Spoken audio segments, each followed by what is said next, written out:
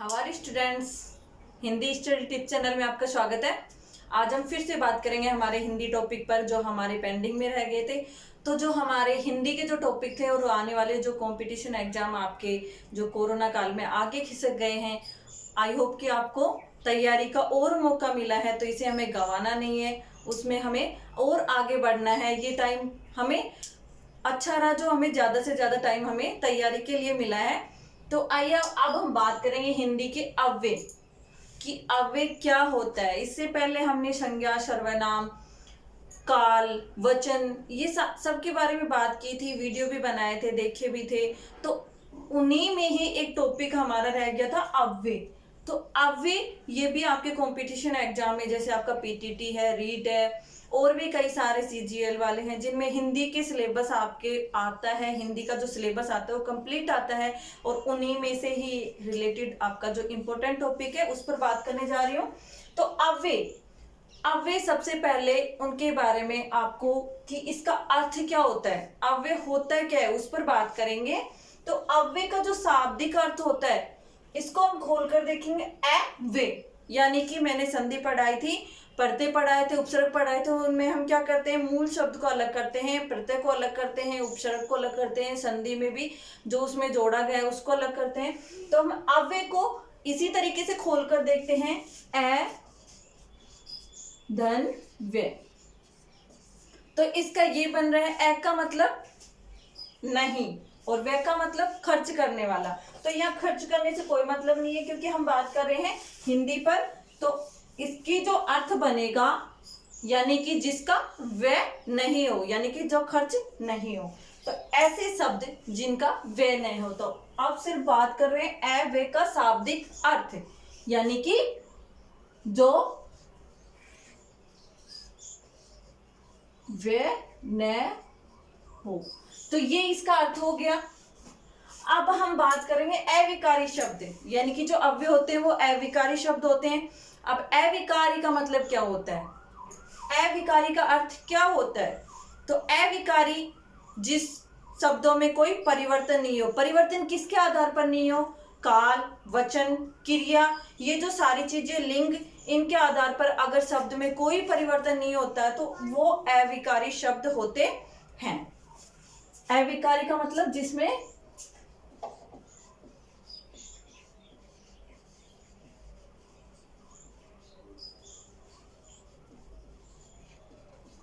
परिवर्तन न हो।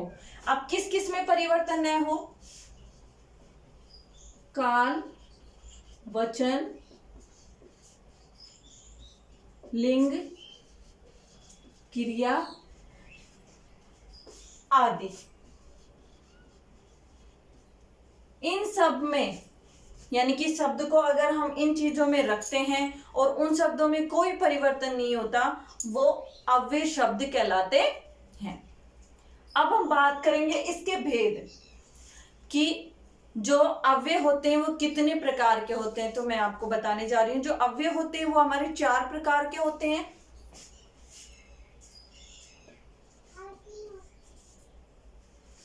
सबसे पहला होता है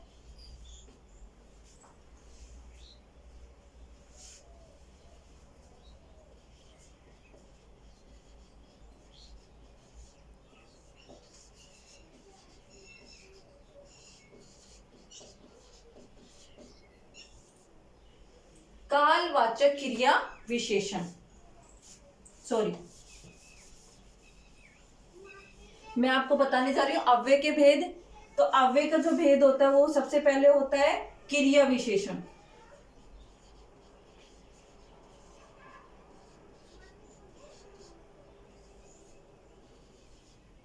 दूसरा होता है संबंध बोधक।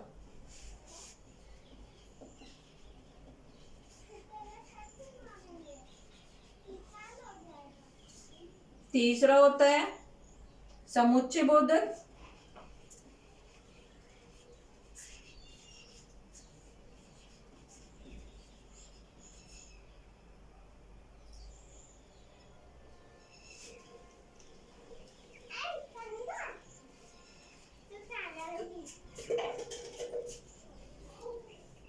और चौथा होता है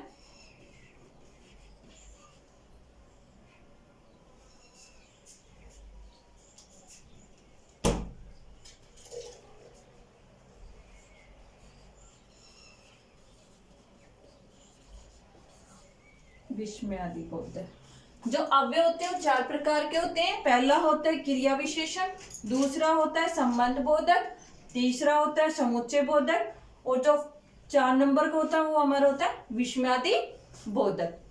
अब हम बात करेंगे क्रिया विशेषण। जो क्रिया विशेषण अव्यय है उसकी डेफिनेशन और उसके पार्ट के बारे में कि इसके कितने भेद होते हैं।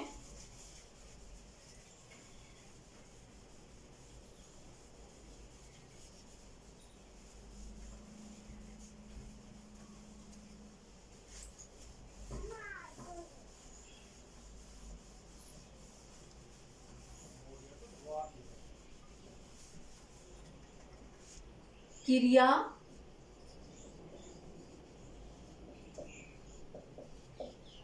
विशेषण। क्रिया विशेषण, क्रिया विशेषण हमारे होते हैं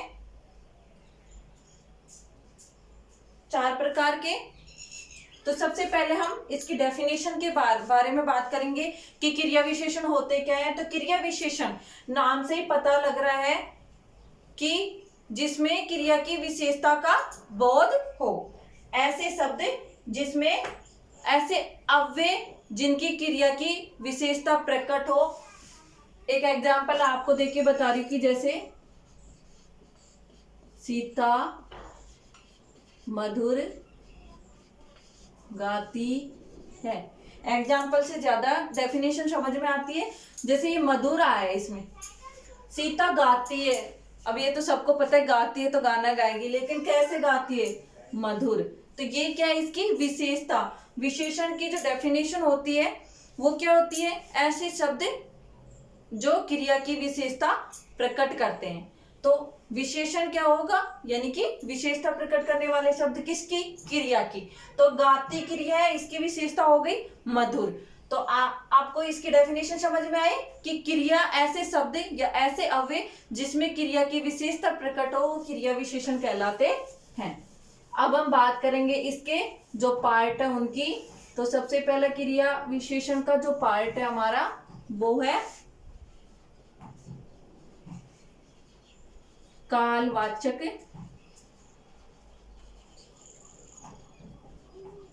क्रिया विशेषण। दूसरा जो हमारा है वो है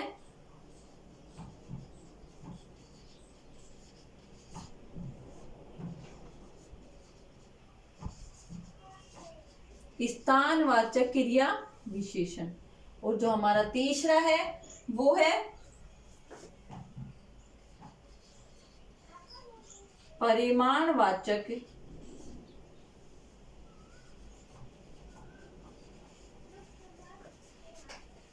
क्रिया विशेषण। और जो हमारा इसका जो लास्ट वाला है वो है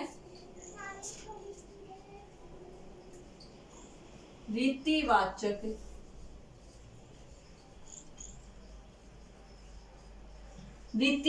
क्रिया विशेषण। पहला है कालवाचक, दूसरा है स्थानवाचक, तीसरा है परिमाणवाचक और जो चौथा है वो है रीतिवाचक। जो इसका पहला पार्ट है क्रिया विशेषण उसके भी 4 पार्ट हैं। तो सबसे पहले बात करेंगे हम कालवाचक क्रिया विशेषण होता क्या है।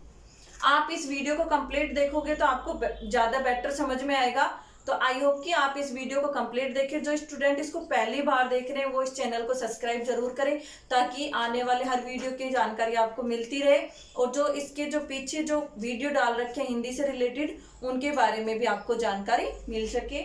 तो अब हम बात करेंगे कालवाचक क्रिया विशेषण पर। तो नाम से पता लग रहा है काल का मतलब क्या होता है? समय। काल का मतलब क्या होता है? समय। तो ऐसे शब्द जिनकी क्रिया का समय का ज्ञान हो, यानी कि ऐसे अविकारी शब्द जिनमें क्रिया के समय का ज्ञात हो, यानी कि जो क्रिया कर रहा है उसके समय का पता चले। तो इसका जो एग्जाम्पल है मैं आपको बता रही हूं। जैसे मैं अभी आया या तुम कल जाओगे। इसमें क्या हो रहा है? समय का पता। मैं अभी, अभी क्या है, फिलहाल, कल, यानी कि इसमें क्या हो रहा है, समय का पता चल रहा है। ऐसी क्रिया, मैं अभी आया, इसमें ये जो मैं है वो क्रिया कर रहा है, किसका, आने की क्रिया कर रहा है, लेकिन कब, अभी। तो इसमें क्या हो रहा है, हमें समय का ज्ञान हो रहा है, यानी कि समय के बारे में बात हो रही है। तुम कल जाओगे, इसमें ये कल, इसमें भी क्या हो रहा है, समय के बारे में बात हो रही है। जब कल जाएगा तो कल के जो समय का बात हो रही है, वही क्या है, इसमें समय का ज्ञान हो रहा है। तो ऐसे क्रिया विशेषण या ऐसे अविकारी शब्द जिसमें क्रिया के समय का ज्ञान होता है या समय के बारे में पता लगता है, तो ऐसे शब्द कालवाचक क्रिया विशेषण के अकॉर्डिंग आते हैं। आपके एग्जाम में एग्जाम्पल आएंगे और उसमें आपसे पूछा जाएगा कि इस वाक्य में कौन सा क्रिया विशेषण है, तो आपको ऐसे इस पर टिक लगाना है। अगर आप इस वीडियो को देख रहे होंगे तो आप आसानी से टिक लगा सकते हैं। अब बात करेंगे हम, इसको शॉर्ट में आप ऐसे भी लिख सकते हो कि जिसमें समय का पता चले, ऐसे शब्द जिसमें समय का पता चले, तो वो कालवाचक क्रिया विशेषण के अकॉर्डिंग आएगा। अब स्थानवाचक क्रिया विशेषण, जिस तरीके से काल यानी कि समय के बारे में ज्ञान हो रहा था, उसी तरह स्थान के बारे में पता चलेगा। तो ऐसे अविकारी शब्द जिसकी क्रिया में स्थान का पता होता है। तो इसका एग्जाम्पल मैं आपको बता रही हूं, जैसे मोहन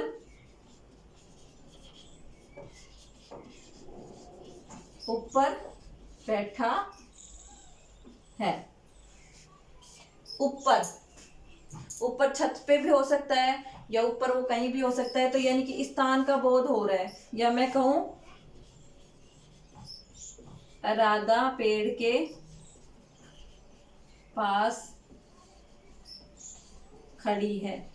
ये पेड़ क्या है, पेड़ के पास, यानी पेड़ के पास कोई स्थान है, वहां पे वो खड़ी है। तो ऐसे शब्द आपके सामने आते हैं जिसमें स्थान के बारे में बोध हो रहा है, तो वो शब्द स्थानवाचक क्रिया विशेषण के आधार पर आते हैं या क्रिया विशेषण के अकॉर्डिंग आते हैं। अब हम बात करेंगे, हमारा जो तीसरा टॉपिक है उस पर। आपको डेफिनेशन से ज्यादा किस बात पर जोर देना है कि काल यानी समय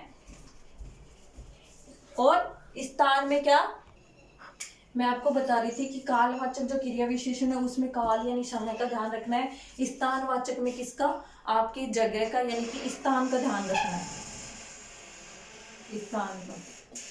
और अब आता है हमारा परिमाणवाचक। परिमाणवाचक में क्या होता है, नापतोल होता है। परिमाणवाचक यानी कि मात्रा, नापतोल। जैसे मैंने परिमाणवाचक विशेषण पढ़ाया था कि उसमें क्या होता है कि कितना, 2 किलो, 3 किलो, या फिर थोड़ा, ज्यादा, ये सारी चीजें वो आती हैं, वो परिमाणवाचक में आती हैं। तो इसमें उसी चीज का ध्यान रखना है, यानी कि किसकी, मात्रा का ध्यान रखना है। अगर आपको ये मेन टॉपिक अगर आपको याद है तो आपको इसकी डेफिनेशन याद करने की जरूरत नहीं है, ना ही आपको एग्जाम्पल के रट्टे लगाने की जरूरत है। तो मात्रा का इसमें ध्यान रखना है। तो मैं आपको एग्जाम्पल देख के बता रही हूँ, इसका एग्जाम्पल से आपको ज्यादा समझ में आएगा। परिमाणवाचक क्या होता है कि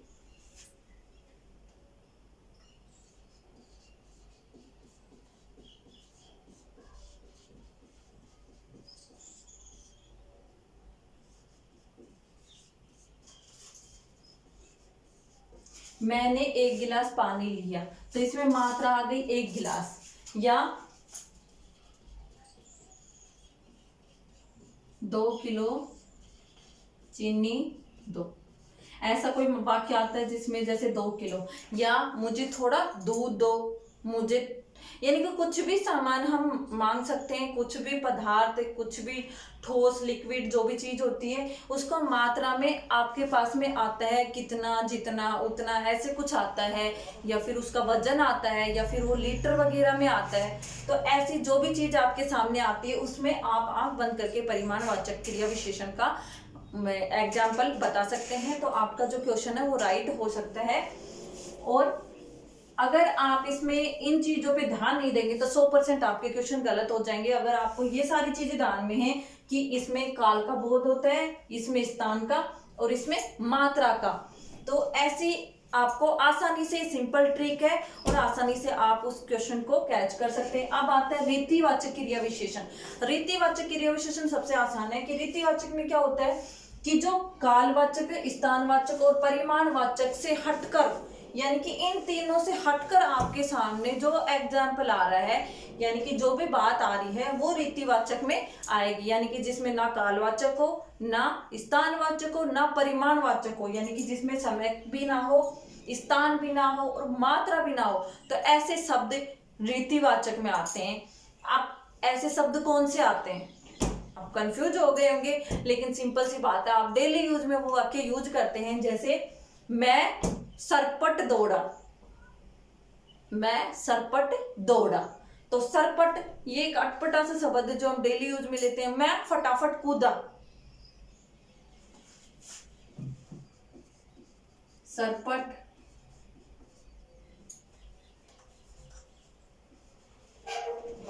फटाफट, यानी कि ऐसे कुछ अटपटे से शब्द आपको जो देहाती लैंग्वेज के होते हैं या फिर वैसे हमारी हिंदी के भी होते हैं, जो इन तीनों से अलग होते हैं, ऐसे शब्द हमारे रीतिवाचक क्रिया विशेषण के अकॉर्डिंग आते हैं। आई होप कि आपको ये वीडियो पसंद आया, तो इसको ज्यादा से ज्यादा लाइक एंड शेयर करें। और जो इसका जो सेकेंड टॉपिक हमारा बच गया संबंध बोधक, उस पर हम बात करेंगे कल।